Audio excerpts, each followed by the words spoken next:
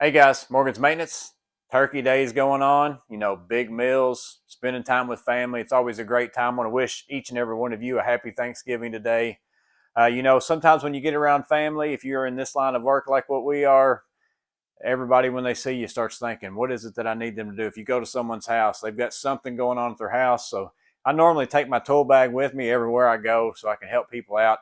And I think about what are the most important tools for me to take, to a Thanksgiving dinner.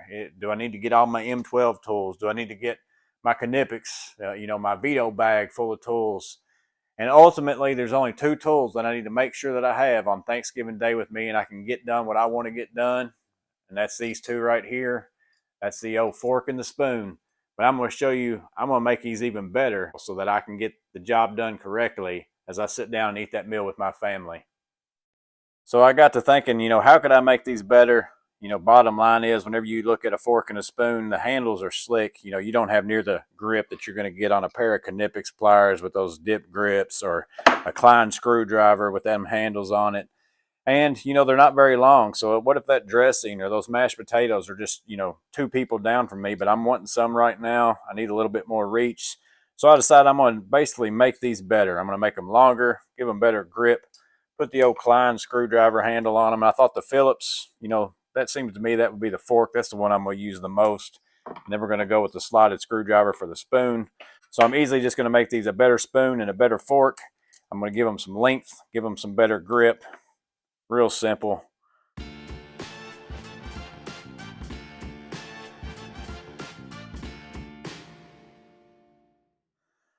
There you go, guys. Got the spoon and the fork ready to go. Nice grip. Got that extra length. Now I can grab those things that are a little bit farther away.